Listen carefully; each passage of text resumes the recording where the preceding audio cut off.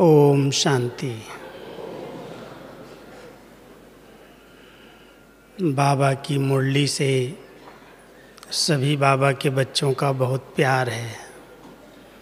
मुरली सुनने के बिना एक दिन भी नहीं रहते, क्योंकि हम सब ब्राह्मणों का जीवदान मुरली है। बाबा ने शुरू से जब ब्रह्मा बाबा में शिव बाबा की प्रवेशता हुई, आप सब ने बाबा का इतिहास पढ़ा होगा। ब्रह्मा बाबा लौकिक जीवन में गीता का बहुत प्यार से अध्ययन करते थे, नित्य गीता पाठ करते थे, और सत्संग भी जब होता था तो गीता पढ़ के सुनाते थे। जब शिव बाबा की प्रवेशता हुई तो बाबा के सामने वो गीता होती थी, लेकिन वो गीता पढ़ने की बजाय बाबा के मुख से शिव बाबा के बोल महावाक्य के उच्चारण होने लगे। जिस गीता को पढ़ने से पहले कोई का भी जीवन नहीं बदला, जब शिव बाबा ने ब्रह्मा बाबा के मुख से वो महावाक्य उच्चारण किए तो सबके जीवन में परिवर्तन आने लगा, और दिन प्रतिदिन बहुत सारे भाई बहनों का संगठन बढ़ता गया। बाबा के महावाक्य ऐसे निकलते थे बाबा के मुखार बिंदु से। उस समय उसको मुरली नाम नहीं दिया गया था, लेकिन गीता ही थी। जो सच्ची गीता जैसे शिव बाबा ब्रह्मा मुख से उच्चारण कर रहे हैं, और सब सुनने वाले उसके रहस्यों को समझकर अपना जीवन श्रेष्ठ बनाते जाते। बाबा ने कहा, काम क्रोध नरक के द्वार हैं, काम जीते जगत जीत। और जिन्होंने उस बात को सुना उनके अंदर वो बात गई और उन्होंने पवित्रता का व्रत ले लिया। उनका जीवन बदलने लगा। वो सत्य गीता का ज्ञान जो शिव बाबा ने डायरेक्ट ब्रह्मा मुख से उच्चारण किया, उसका प्रत्यक्ष प्रमाण यही रहा कि सबके जीवन में बहुत बड़ा परिवर्तन आने लगा। और जब परिवर्तन आया, लोगों ने नियम और मर्यादाओं को दृढ़ता से पालन करना शुरू किया, तो अनेक समस्याएं आई, अनेक विरोध हुए, कई बातें हुई। लेकिन बाबा ने जो ज्ञान दिया, अथॉरिटी रूप से दिया, उसमें जरा भी परिवर्तन नहीं किया।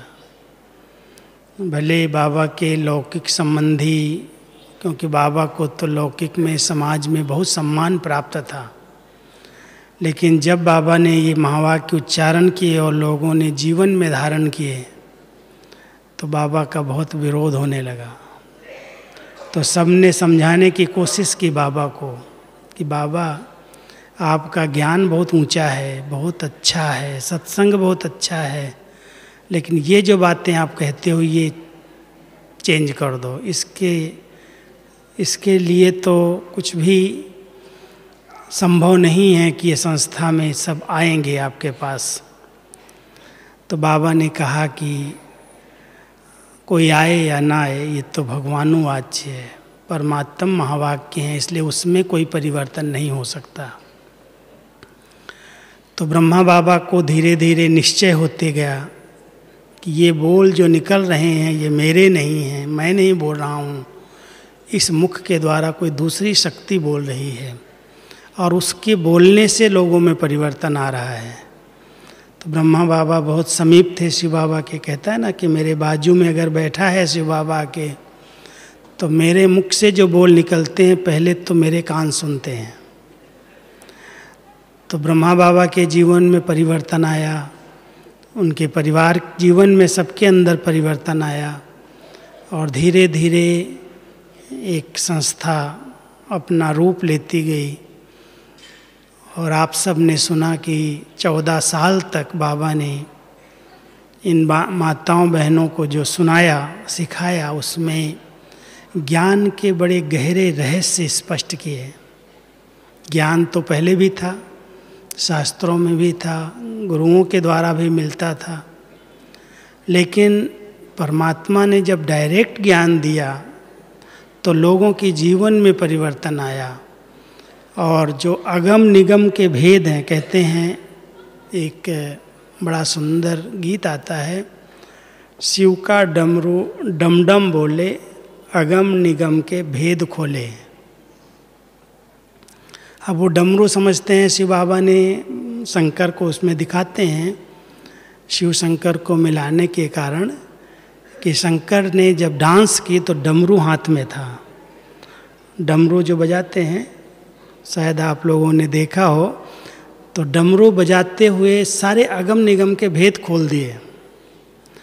अब स्थूल डमरू की तो उसमें बात नहीं है, उसमें अगम निगम आदि मध्य अंत उसका ज्ञान कैसे स्पष्ट किया होगा।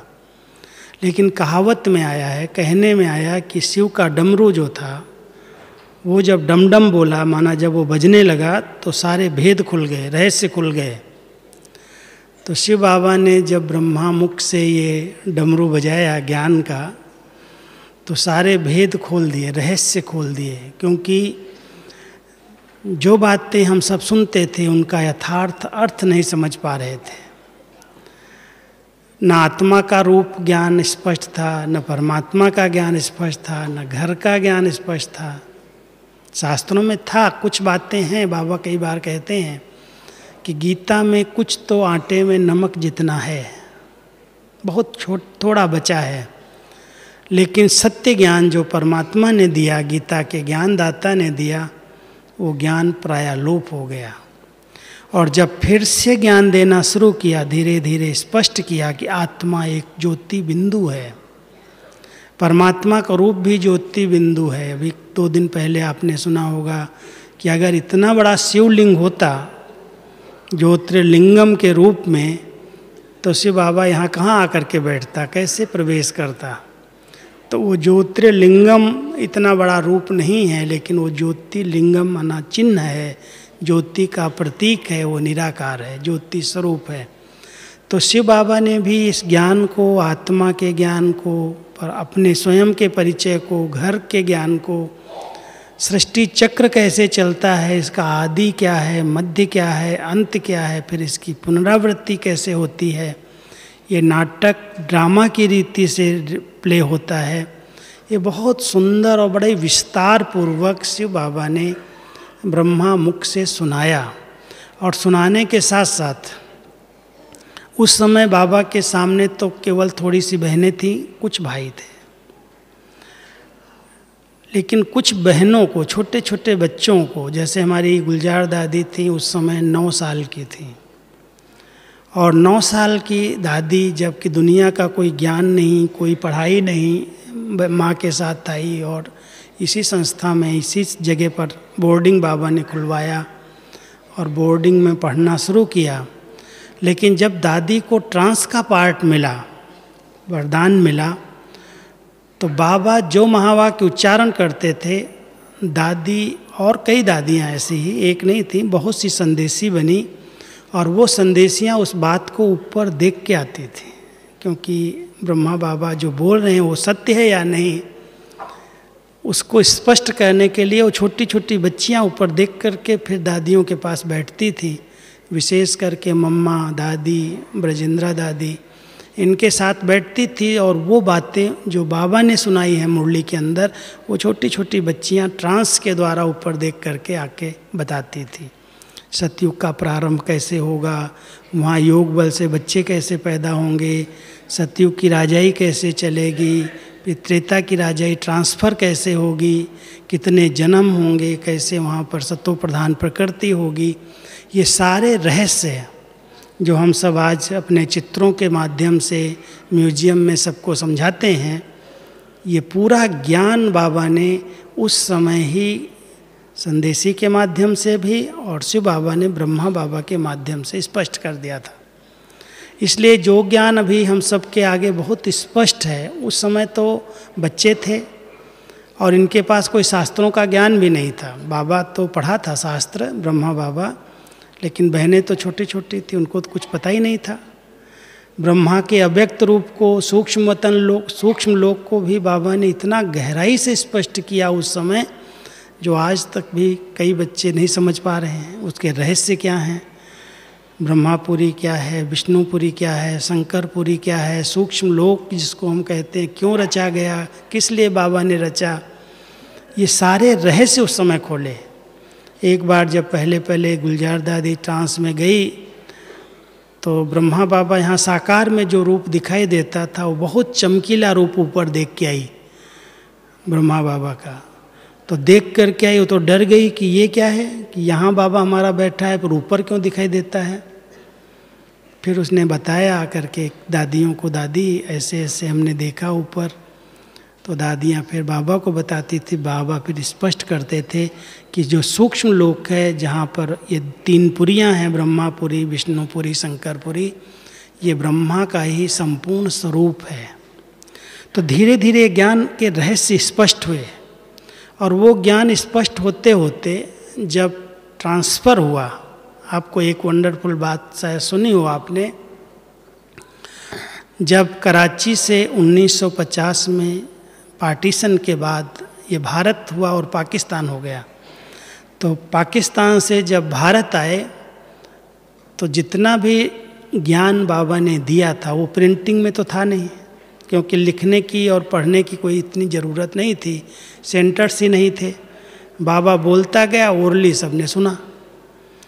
लेकिन कोई कोई दादियों ने डायरी बनाई थी, लिख लिया था अपनी डायरियों में, जो नोट्स ले सके वो लिया, प्रिंटिंग नहीं हुई। और जब बाबा का सारी संस्था बाबा ने ट्रांसफ़र करने के लिए कहा तो सारे सामान को ले आने की छुट्टी मिल गई।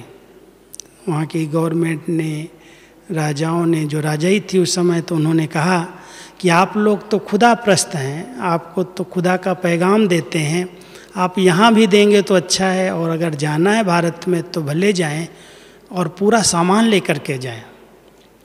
तो पूरा सामान जो खाने पीने का था, 380 लोग थे, तो पूरा सामान कैसे लाएंगे, खाने का सामान, पहनने का, कपड़े लत्ते, बहुत होता है 350-400 का। और एक ही स्टीमर बुक किया, तो जितना स्टीमर में लोड आ सकता था, तो सबसे ज़्यादा जो लोड था, जो दादियों ने डायरियाँ लिखी थी, मोटी मोटी किताबें लिख के रखी थी, तो बाबा ने बड़ी युक्ति से, बड़ी विधि से उन डायरियों को सबकी इकट्ठी किया और इकट्ठी करके कहा कि बच्चियाँ, ये ज्ञान जो है शास्त्रों में कब आए, कैसे निकलेगा, तो ऐसा करो कि यहाँ पर एक बहुत बड़ा लोहे का टैंक बनाओ, लाओ, और ज़मीन में खड्डा खोद करके इसको हम यहाँ ही दबा दें।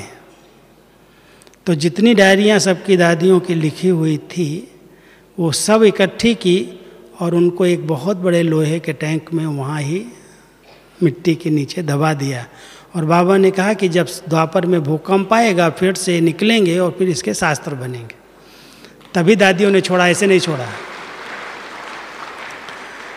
तो 14 साल तक की जो बातें थीं वो प्रिंटिंग में नहीं आई, मुरलियाँ नहीं बनी उसकी, और वो जो था भी कोई 1-2 डायरी हमारे पास आई दादियों के द्वारा जो मिली, लेकिन वो भी भाषा समझ में नहीं आती, उनकी जो उस समय की लैंग्वेज थी वो बड़ी वंडरफुल, विचित्र थी, तो उसको प्रिंट नहीं किया गया। यहाँ पर भी उसको हमने रिवाइज नहीं किया।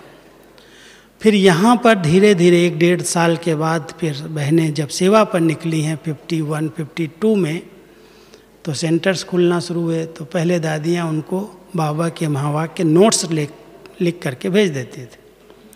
तो उस समय भी प्रिंटिंग की ज़रूरत नहीं थी। धीरे धीरे आत्मा, परमात्मा, सृष्टि चक्र, पूरा ज्ञान धीरे धीरे स्पष्ट किया। एक साथ नहीं बता दिया कि आत्मा ज्योति बिंदु है, शिव बाबा का रूप ज्योति बिंदु है, उसको भी ज्योतिर्लिंगम के रूप में ही बाबा ने भी पहले बोला, लेकिन धीरे धीरे बताया कि लिंग का रूप माना चिन्ह होता है, वो चिन्ह है, वो ऐसा कोई बड़ा रूप नहीं है। तो जब पूरा ज्ञान स्पष्ट कर दिया, और वो समय था 62-63, 8-10 साल के बाद फिर बाबा ने मुरली चलाई कि बच्चे ये जो आपने पढ़ा है अभी तक, उस ज्ञान को, बच्चों का ज्ञान, छोटे बच्चों का ज्ञान है, 1-2 क्लास वालों का ज्ञान है, और जब आप आगे बढ़ गए हो तो उसकी ज़रूरत नहीं है, उसको जला दो।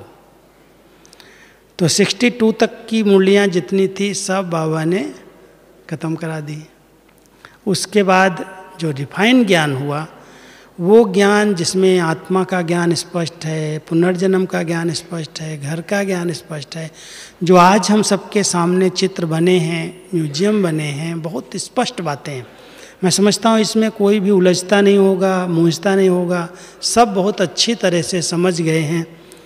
बाबा कहता है मैं त्रिलोकीनाथ हूँ, मैं त्रिकालदर्शी हूँ, आप बच्चे मेरे सुदर्शन चक्रधारी हो, मास्टर नॉलेजफुल हो। तो एक एक बच्चे को जो नॉलेजफुल बनाया है बाबा ने, मुझे तो बड़ा नशा रहता है, गर्व है कि मुझे दुनिया की नॉलेज तो है नहीं, बाबा की नॉलेज ही मैंने बचपन से पढ़ी है, मुरलियाँ ही पढ़ी है। और किसी भी सब्जेक्ट पर कोई भी टॉपिक आती है, भाषण करो, क्लास कराओ, बाबा ने सब बातें, साइंस की भी बताई है, तो सतयुग त्रेता की भी बताई, इतिहास भी पढ़ाया है, भूगोल भी पढ़ाया है, गणित भी पढ़ाया है, सब कुछ बाबा ने हम सबको बच्चों को पढ़ा दिया है, नॉलेजफुल अपने समान बना दिया है। आप लोग स्पष्ट समझते हो ना, कितना गहरा रहस्य हम सब समझ गए। सबसे बड़ी पहचान हमें मिली, मैं कौन हूँ। लोगों के पास अगर आत्मा का ज्ञान था तो उन्होंने क्या कह दिया, आत्मा ही परमात्मा है, आत्मा निर्लेप है, खाओ पियो मौज करो। एक और कहते हैं आत्मा पाप आत्मा, महान आत्मा, देव आत्मा, पुण्य आत्मा। एक तरफ आत्मा के साथ ये पाप और पुण्य जोड़ रहे हैं और दूसरी तरफ कह रहे हैं वो निर्लेप है। अब बाबा ने इतना स्पष्ट ज्ञान दिया कि आत्मा जो कुछ करेगी उसकी सज़ा, उसका हिसाब किताब उसको ही चुकतू करना पड़ेगा। ये आत्मा का इतना अच्छा ज्ञान कि एक छोटी सी बिंदी के अंदर 84 जन्मों का रिकॉर्ड भरा हुआ है, और वो रिकॉर्ड समय अनुसार पुनरावृत्ति जब होती है तो हू बहु रिपीट होता है। ये ड्रामा का वंडरफुल ज्ञान कहीं पर भी नहीं है, जो दुनिया के अंदर किसी भी बात में किसी के पास नहीं। भले गीता में बस शब्द आते हैं कि जो बनी बनाई बन रही, अब कुछ बननी ना आई, जो कुछ बना है वही रिपीट हो रहा है, लेकिन इस प्रकार से जो स्पष्ट ज्ञान अनेक रहस्यों से भरा हुआ है, अगर हम सब बाबा के बच्चे इसको यथार्थ रीति से समझ जाएं तो क्या होगी स्थिति, कभी भी डगमग नहीं होंगे। कुछ भी हो रहा हो, अचल अडोल एक रस, क्योंकि कई बार उन परिस्थितियों को, उन बातों को हम सब ने पार किया है, विजयी बने हैं। और ड्रामा का जो क्रिएटर है, जो डायरेक्टर है, जो इसका प्रिंसिपल एक्टर है, वो कौन, स्वयं भगवान है। इसलिए जब उसने रचा है और उसकी रचना में कभी भी कोई डिफेक्ट नहीं हो सकती। भले आज हमें कोई दिखाई देता है कि ऐसा क्यों कर रहा है, इसको ऐसा नहीं करना चाहिए, ये श्रीमत की अवज्ञा कर रहा है, लेकिन कुछ कारण हैं, कुछ ड्रामा की नूंद के प्रमाण पार्ट उसका चल रहा है, उसमें भी कई रहस्य समाये हुए हैं, उसमें भी कुछ कल्याण है।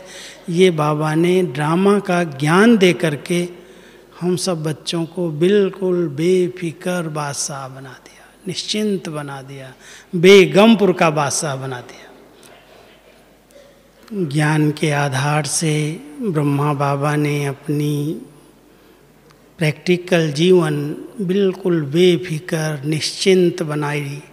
कितने भी विघ्न आए, कितनी भी परीक्षाएं आई, लेकिन सदा एक रस, अचल अडोल स्थिर, ऐसी स्थिति सत्य ज्ञान का प्रमाण बन गई। तो ब्रह्मा बाबा ने अकेले अपनी जीवन नहीं बनाई, लेकिन अनेक बच्चों की भी साथ साथ बना दी। बाबा ने केवल 4 सब्जेक्ट पढ़ाई हैं और इतनी सरल रीति से पढ़ाई। एक तरफ ज्ञान का सागर, सब कुछ साकार मुरलियों में स्पष्ट किया है। कई लोग आजकल नए नए बच्चे आते हैं, कहते हैं अव्यक्त मुरलियों का अध्ययन, उसमें बड़ा आनंद है, एक टॉपिक पर है, साकार मुरलियाँ तो समझ में कम आती, कभी बाबा कुछ कहता है, कभी कुछ कह देता है, जंप जैसी लगती हैं। लेकिन अगर कोई ने सिर्फ साकार मुरलियों की अच्छी स्टडी की है तो मास्टर ज्ञान सागर बन जाएगा। सारा ज्ञान स्पष्ट किया बाबा ने। हाँ, उस समय हमारे पास कंप्यूटर युग नहीं था, शॉर्ट हैंड भी बहनों ने अपना बनाया हुआ था, टोटल मुरलियों की राइटिंग नहीं लिखी जा सकी जो बाबा बोलते थे। मैंने एक बार सोचा, जब मैंने टाइप सीखी, कि साकार बाबा की मुरली को मैं एक बार टाइप करूं शब्द बाय शब्द, तो पता कितनी मुरली बनी होगी। एक ही आधा घंटे की मुरली जो स्पीड थी बाबा की, वो कम से कम 12 पेज की बनी। अब हम 3 पेज में उस सारी 12 पेज की मुरली को कोई भी अगर शार्ट करेगा तो कितना करेगा। तो बहनों ने उसके नोट्स लिए।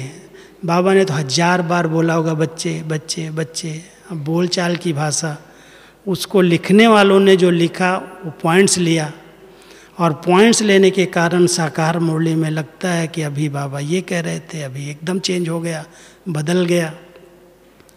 लेकिन बाबा ने सब टॉपिक्स स्पष्ट किए हैं, पूरा ज्ञान स्पष्ट किया है। ज्ञान को बाबा अव्यक्त होने के बाद उसको टच नहीं किया, जो समझा दिया था साकार में 33 वर्षों तक जो मुरलियाँ चली, उसमें बाबा ने पूरा ज्ञान सागर ने स्पष्ट कर दिया और कहा, जो बच्चे ज्ञानी तू आत्मा बन जाएंगे वो मुझे प्रिय हैं। ज्ञानी तू आत्मा माना सिर्फ ज्ञान सुनने और सुनाने वाले नहीं, लेकिन जिनके जीवन में वो ज्ञान स्वरूप में आ जाएगा वो ज्ञानी तू आत्मा है। तो जो ज्ञान दिया, जैसे आत्मा का ज्ञान दिया, लेकिन ज्ञान लाइट है, ज्ञान रोशनी है। लेकिन अगर ये आत्मा का ज्ञान मुझे मिला है तो देह की कर्मेंद्रियाँ जितनी आकर्षित करती हैं, जो चंचलता करती हैं, वो शांत हो जाएंगी, क्योंकि आत्मा मालिक है, स्वराज्य अधिकारी है। वो कर्मेंद्रिय जीत स्वतः बन जाएगी। तो अगर सत्य ज्ञान हमारे जीवन में आया है, स्वरूप हम बने हैं, तो उसके कुछ लक्षण प्रैक्टिकल जीवन में दिखाई देने चाहिए। ज्ञान आत्मा का है तो आत्मा मालिक बन करके कर्मेंद्रियों से कर्म कराए। कभी नहीं कह सकता मैं चाहता नहीं था, मेरे मुख से निकल गया, मैं गुस्सा नहीं करना चाहता था, मुझे आ गया, मैं बुरा सुनना नहीं चाहता था, इसने सुना दिया, मैं तनाव में आ गया, मुझे टेंशन हो गया। माना उसका अपने मन बुद्धि पर अपना शासन नहीं है, उसने ज्ञान का स्वरूप अपने जीवन को बनाया नहीं है। तो परमात्मा ने जो सत्य ज्ञान दिया है वो ज्ञान फिर प्रैक्टिकल जीवन में आ जाए। तो जब ब्रह्मा बाबा संपूर्ण बन गए, अव्यक्त बन गए, तो किस पुरुषार्थ से बने वो बाबा ने अव्यक्त होने के बाद स्पष्ट किया, और केवल धारणाओं पर और सेवाओं को आगे बढ़ाने की प्रेरणाएं दी। आज 50 साल हम सब ने अव्यक्त बाबा की पालना ली है। 2019 बाबा के अव्यक्त पार्ट की गोल्डन जुबली है, और इतनी 50 सालों में जो मुरलियाँ चली हैं, अगर इनकी स्टडी करो तो वंडरफुल बाबा का ज्ञान, एक एक रहस्य खोला है। गुणों को, धारणाओं को, शक्तियों को, विशेष हर गुण पर ध्यान खिंचवाया। आत्मा विशेष संपन्न और संपूर्ण कैसे बने, उसके लिए योग किस प्रकार से किया जाए। 1 साल मैंने तपस्या वर्ष मनाया 2015 में, तो पूरे 12 मास के लिए योग की पॉइंट्स भेजी थी मधुबन से, और अलग अलग टॉपिक, अलग अलग विषय, अभ्यास की बातें लिखी गई थी, कैसे अभ्यास किया जाए योग का। तो बाबा ने अव्यक्त रूप से चारों सब्जेक्ट को, ज्ञान को टच नहीं किया। ज्ञान तो साकार बाबा ने सबको सुना दिया, लेकिन आत्मा को संपन्न और संपूर्ण बनाने के लिए धारणाओं पर विशेष अंडरलाइन कराई। इसलिए धारणाओं में एक टॉपिक लिया, पवित्रता के टॉपिक पर मुरली है, सरलता पर है, सहनशीलता पर है, कई गुणों पर हैं। तो कई लोगों को अव्यक्त मुरली सुन करके कहते बहुत अच्छी लगती, बहुत अच्छी लगती। लेकिन साकार मुरलियों में बाबा ने सब राज, सब रहस्य बहुत स्पष्ट सुनाए हैं। केवल उसमें 2 बातें हैं साकार बाबा की मुरली के अंदर। एक तो ब्रह्मा बाबा साथ साथ बीच बीच में अपने अनुभव सुना रहे हैं। अब उस बात को समझना, ये बाबा ने बोला या शिव बाबा ने।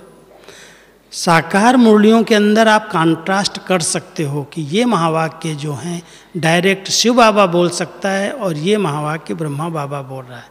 2 आत्मा एक रथ से बोल रही हैं।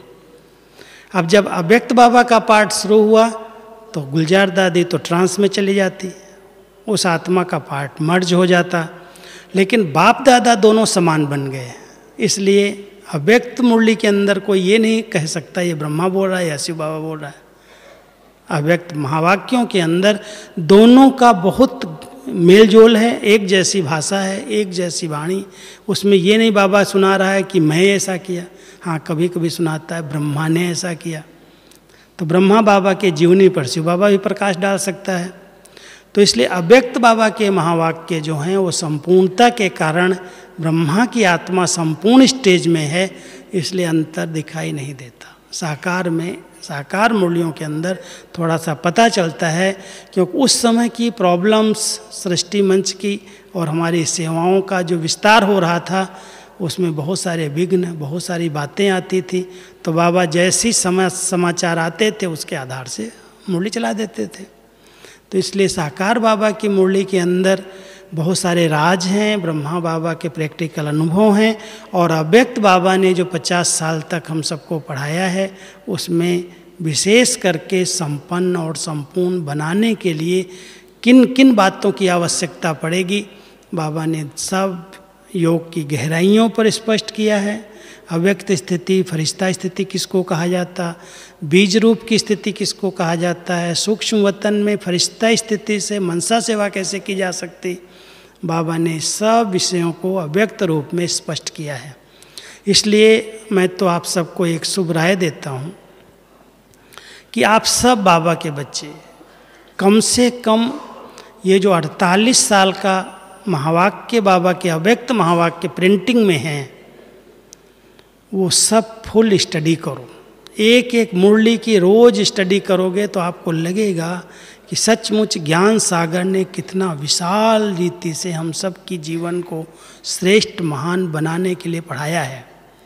चारों सब्जेक्ट का एसेंस बता देता हूँ, क्योंकि अभी हमारी बहन जी कह रही थी हम कुछ प्रश्न पूछेंगे, भले प्रश्न पूछें, लेकिन चारों सब्जेक्ट का एसेंस क्या है, ज्ञान, योग, धारणा और सेवा।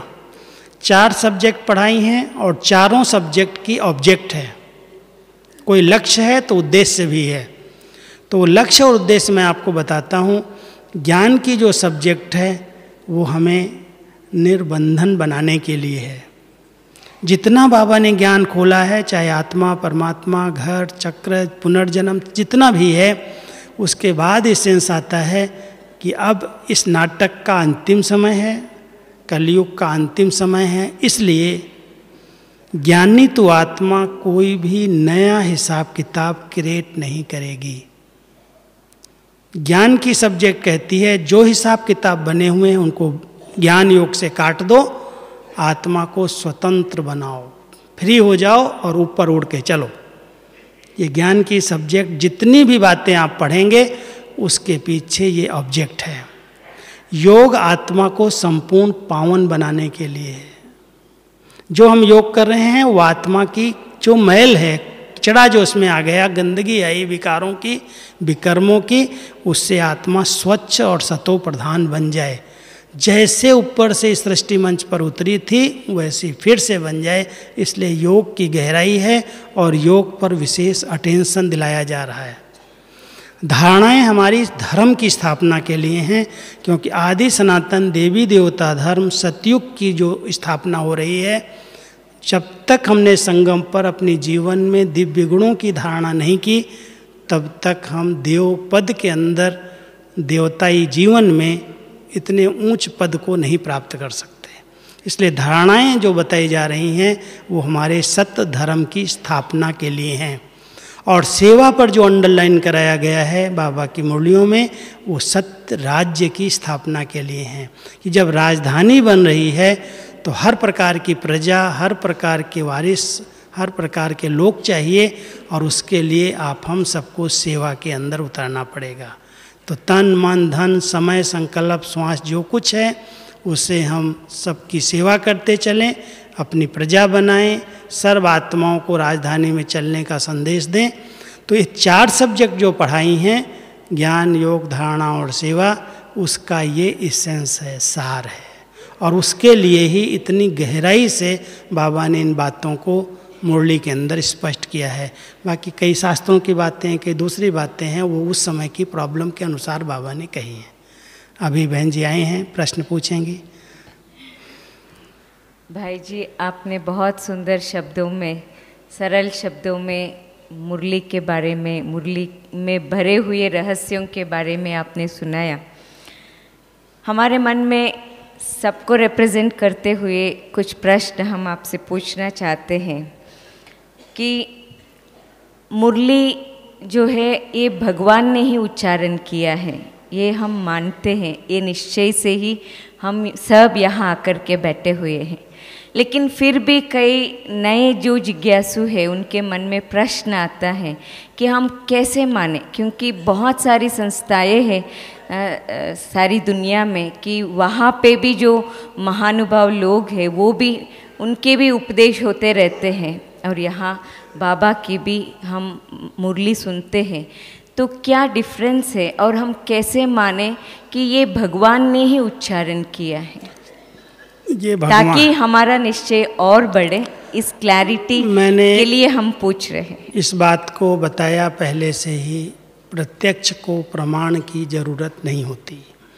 हम सब की जीवन और विशेष करके शिव बाबा और ब्रह्मा बाबा, शिव बाबा ने जो ब्रह्मा बाबा के माध्यम से बोला, वो सत्य ज्ञान होने के कारण पहले उनके जीवन में परिवर्तन आ गया। पूरे जीवन में जो उनके अंदर लौकिकता थी, जो पारिवारिक जीवन थी, जो धारणाएं होनी चाहिए, जब शिव बाबा प्रवेश हुए उसी दिन से उनका पूरा जीवन बदल गया। तो सत्य ज्ञान का पहला प्रमाण यही है कि हमारे जीवन में परिवर्तन आया। बाबा के जीवन में परिवर्तन पहले आया और अथॉरिटी बन करके जो सत्य ज्ञान बाबा ने दिया है उसमें कोई भी प्रकार की उलझन नहीं दिखाई देगी, स्पष्टता है।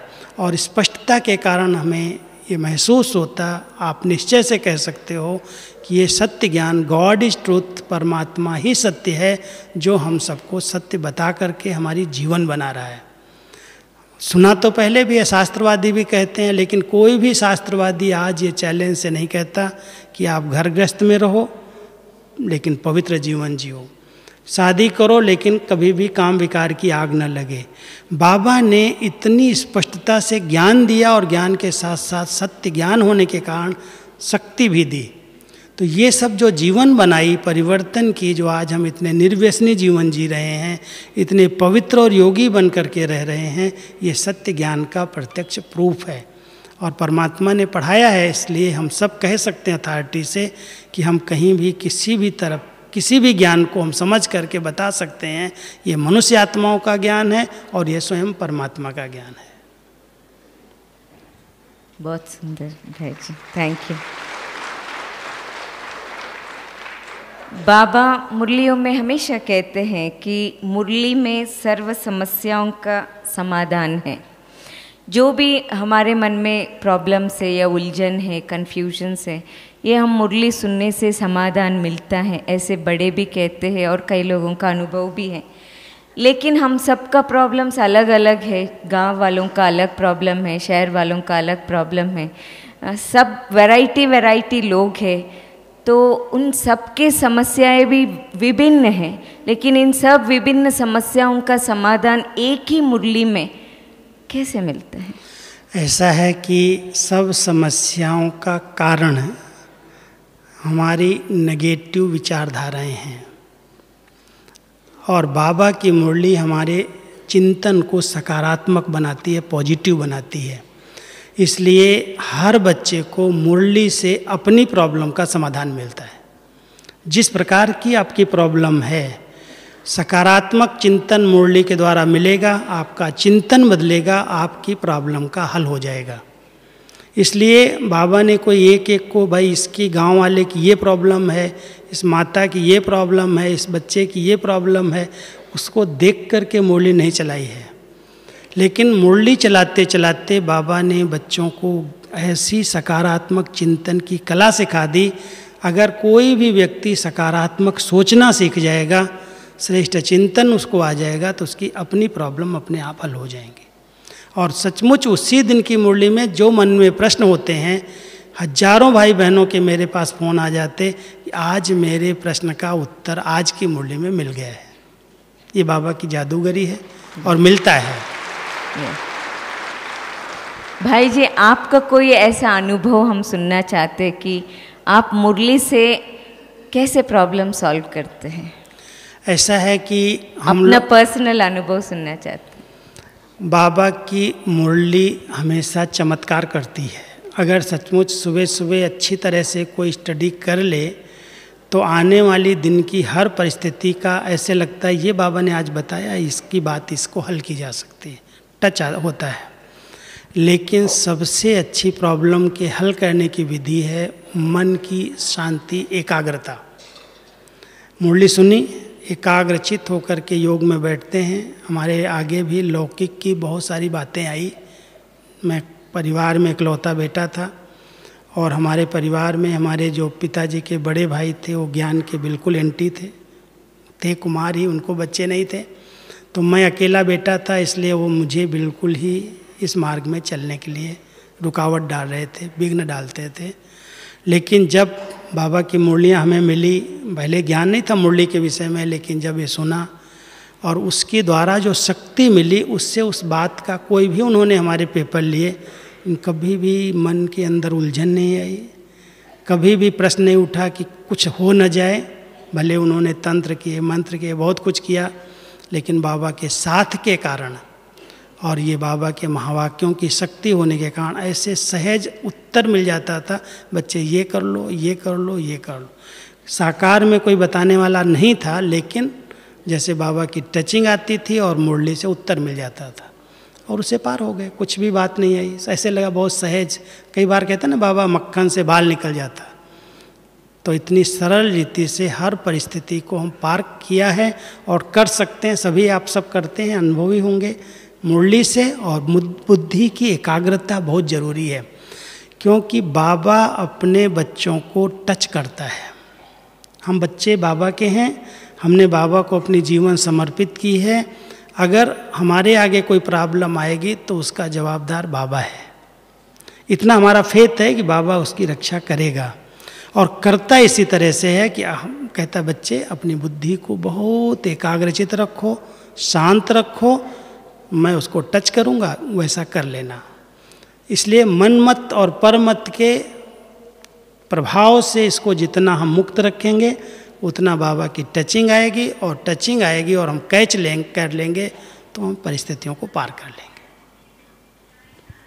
Thank you so much. बाबा कई मुरलियों में कहते हैं कि मैं भी ड्रामा के बंधन में बंधा हुआ हूँ, लेकिन हम महिमा तो ये भी करते हैं कि बाबा तो सर्वशक्तिमान है। अब बाबा पावरफुल या ड्रामा पावरफुल? ऐसा है कि अगर बाबा इस बात को हमारे सामने रखे कि ड्रामा मेरे अनुसार चलता है तो कई बच्चे लाइन में खड़े हो जाएंगे कि बाबा ये बात आई है, चेंज कर दो। इसलिए बाबा भी बड़े चतुराई से, युक्ति से कहता है कि बच्चे मैं भी तो बंधा हुआ हूँ, और सचमुच जो ड्रामा का क्रिएटर है वही अगर चेंज करेगा तो उसको कौन मानेगा? इसलिए वो चेंज करेगा भी नहीं। जो ड्रामा बनाया है उसमें बहुत कुछ रहस्य समाये हुए हैं, छिपे हुए हैं। हम लोगों को लगता है कि ये क्यों बना हमारे लिए, ऐसा क्यों हमारे आगे आ गया।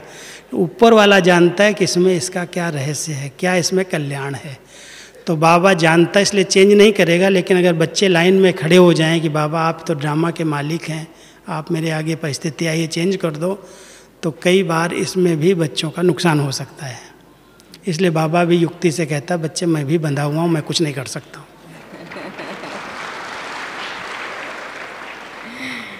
क्या हम ऐसा भी माने कि जैसे प्रेसिडेंट है कि पूरे इंडिया में वही लॉ मेकर है, जो भी लॉ बनता है उस पर प्रेसिडेंट का ही सिग्नेचर लगता है, तो बाद में वो लॉ बनता है। वो लॉ मेकर है तो वो कभी लॉ ब्रेक नहीं कर सकता। तो क्या ऐसे परमात्मा अगर लॉ मेकर ब्रेक कर देगा तो फिर ब्रेकर हो जाएगा ना, मेकर कैसे रहेगा? Thank you. साकार मुरलियों में बहुत बार रिपीटेशन होता रहता है कई चीज़ों का। इसके पीछे क्या राज है? क्यों बाबा रिपीट करते हैं इतने बार, जबकि हमें वो चीज़ें कई बार हम सुन चुके हैं, माना जान चुके हैं, तो फिर भी बाबा क्यों रिपीट करते हैं? ऐसा है कि बाबा के सामने कई प्रकार के बच्चे आते गए, जो मुरलियाँ चली हैं। प्रैक्टिकल मैं आपको बताता हूँ कि बाबा के सामने अगर मान लो आज आप बैठे हैं और कल दूसरा ग्रुप आ गया, और बाबा को आत्मा का ज्ञान उसे पढ़ाना ही है, पहला लेसन, तो बाबा ने वही ढंग से उसी मुरली को आत्मा के ज्ञान को थोड़ा चेंज करके लेकिन आत्मा का ही ज्ञान दिया, क्योंकि नई सभा बैठी हुई है। तो इसलिए कुछ मुरलियाँ ऐसे लगती हैं जैसे ही हमने सुनी है फिर रिपीट हो रही हैं, लेकिन कुछ न कुछ नवीनता होती। और दूसरी एक बात ये है कि बाबा कहता है बच्चे, अच्छा मैंने कल सुनाई, परसों सुनाई, आपने सुनी, आपने अपने जीवन में धारण कर ली? धारण करो पहले। धारण तब तक नहीं होगी तब तक मैं सुनाता रहूँगा। तो जो बाबा सुना रहा है, हम भावना भी सुनते हैं, कुछ नई बातें मिलती हैं, कुछ लगता है कि रिपीटिशन है, हमने सुनी है, हम जानते हैं, लेकिन जानते हैं प्रैक्टिकल जीवन में उतार नहीं पाया। तो कम से कम एक दिन नहीं उतारा तो दूसरे दिन उतार के तो देख लें। तो इसलिए अगर आपको लगता है ये बात रिपीट है, मुझे तो आज तक नहीं लगता है, मैंने तो कितनी बार टाइप की होगी, आप समझ सकते हो। 42 साल से मैं कंटिन्यू मुरली डिपार्टमेंट को संभाला है। इसके बीच में कोई दूसरे मददगार नहीं मिले। 42 साल हो गए। 76 में मैंने शुरू किया, 2018 पूरा हो रहा है। 42 साल में मैंने कितनी बार, और अभी तो चलो कंप्यूटर आ गया, टाइप नहीं करता हूँ, फिर भी उसको सेटिंग करता हूँ, वरदान, स्लोगन, प्रश्न उत्तर। पहले तो मैं स्टेंसिल जब काटता था तो एक दिन में 4 बार स्टेंसिल मुझे काटने पड़ते थे। 1200, 1500, 2000 मुरली छपती थी, और स्टेंसिल से 500, 600 कापी अच्छी निकलती थी।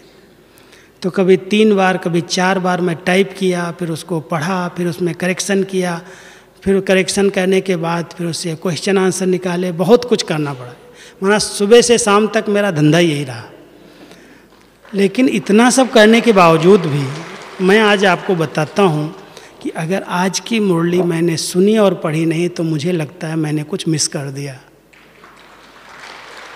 क्योंकि उसी से उस दिन के लिए हमको खुराक मिल रही है, अच्छी अच्छी बातें मिल रही हैं, मन को अच्छा भोजन मिल रहा है।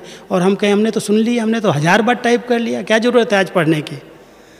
लेकिन जिस दिन बाबा कह रहा है, जिस दिन वो रिपीट हो रही है, उस दिन के लिए हमारा होमवर्क है। इसलिए इसको कभी नहीं कोई रिपीटेशन है या हमने सुन ली है, उसको हम रोज़ की तरह से, रोज़ नया भोजन। आज रोज़ भोजन करते हैं या नहीं करते? हम कहते हैं हम तो दाल चावल तो रोज़ खाते हैं, फिर क्यों खाते हो आप बार बार? शरीर को शक्ति देने के लिए भले कुछ वैरायटी चाहिए, मिल रहा है वैरायटी, अव्यक्त मुरली से मिलता है, वरदान से मिलता है, सार से मिलता है वैरायटी, लेकिन भोजन तो भोजन ही है। इसको हम ये नहीं कह सकते वो रिपीटेड है, वो शक्ति दे रहा है। क्या हम ऐसे भी समझे कि कोई बात बहुत इम्पॉर्टेंट होती है तो बड़े हमें बार बार वही बातें बोलते रहते, तो हम ऐसा भी मानेंगे? तो बड़ी इम्पॉर्टेंट है, बहुत इम्पॉर्टेंट है। एक बात बहुत इम्पॉर्टेंट है, जो पहले दिन पढ़ी है और लास्ट दिन तक वही चलेगी। वो कौन सी? जब तक हम देही अभिमानी नहीं बने हैं, देह में इसलिए अभिमान तो आता ना थोड़ा थोड़ा, आत्मा अभिमानी स्थिति हमारी बन जाए, इसलिए बाबा रोज मुरली में 1 बार 10 बार कह देता, अपने को आत्मा समझो, मुझे याद करो। ये पाठ मैं समझता हूँ मैंने कितनी बार रिपीट किया होगा, और अभी तक भी आत्मा समझ के नहीं चल पा रहे हैं।